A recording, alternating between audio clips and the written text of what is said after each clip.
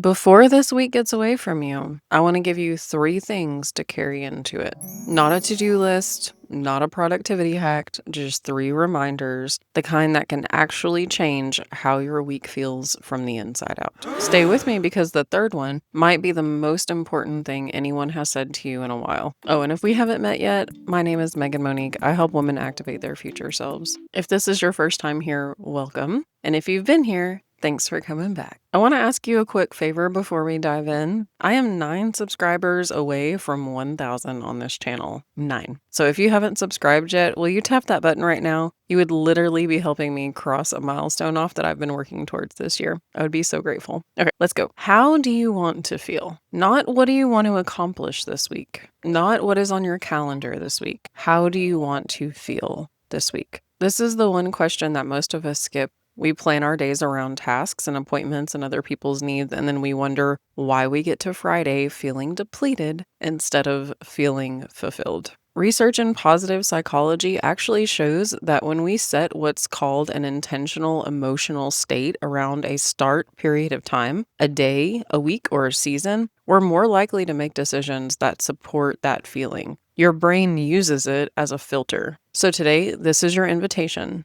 Before the noise of this week starts to pick up, and it's going to get here quick, get quiet for just a moment and ask yourself, how do you want to feel this week? Do you want to feel grounded? Do you want to feel energized? Do you want to feel lighter? Do you want to feel present? Pick one word, let that be your compass. And when you hit a moment this week where you're not sure what to do next, come back to that word and ask yourself, what would the version of me who already feels this way choose right now? And that's it. That's the whole thing. Simple, but not small. Okay, so that's number one. Number two, this one hit me hard when I finally understood it, and I want you to really hear it. You are more powerful than you've been led to believe. And I'm going to say that again. You are more powerful than you have been led to believe.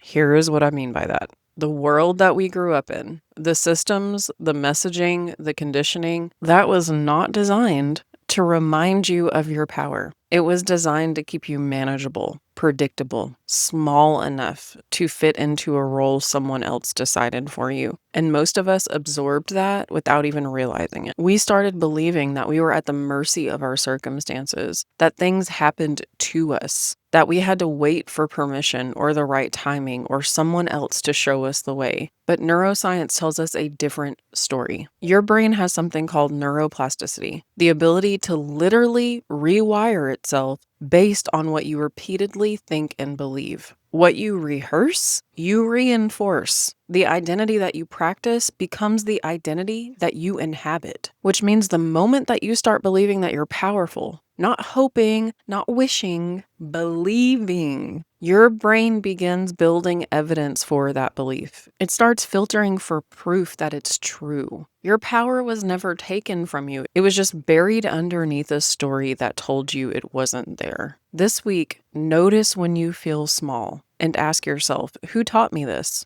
Is it actually true? You get to answer it. You get to reclaim it. All right, so here's the last one. And honestly, this might be the one that changes the most for you if you really let it land. Extend some compassion to yourself and everyone around you. Here is something I come back to over and over again. None of us have done this before. Not as the specific person that you are, in the specific body that you're in, the specific moment of history that we are living through. This is new for all of us. There is no manual. There is no one who has done it right. And yet, we hold ourselves to this standard of perfection as if we should already know how to do this perfectly. Dr. Kristin Neff, one of the leading researchers on self-compassion, found that people who practice self-compassion are actually more resilient, not less. They bounce back faster, they grow more, they don't need the self-criticism to keep them in line. It was actually never helping them anyway. So this week, when you make a mistake, and you will because you're human, I want you to try something different. Instead of the inner critic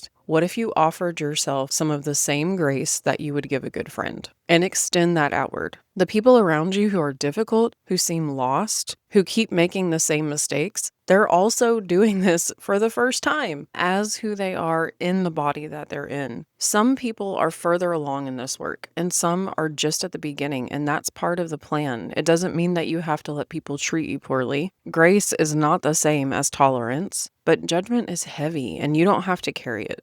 Those are your three. And before I let you go, a quick reminder: how do you want to feel this week? Remember how powerful you actually are and lead with compassion for yourself first and then for everybody else. Simple. Carry them with you. And if this landed for you, I would love for you to share it with someone who needs to hear it this week. And if you haven't subscribed yet, we are 9 people away from 1,000 subscribers on this channel, and I would love for you to be one of them. Tap subscribe, tap the bell, and I'll see you for the next one. You can also find me on Instagram and TikTok. I'll see you there.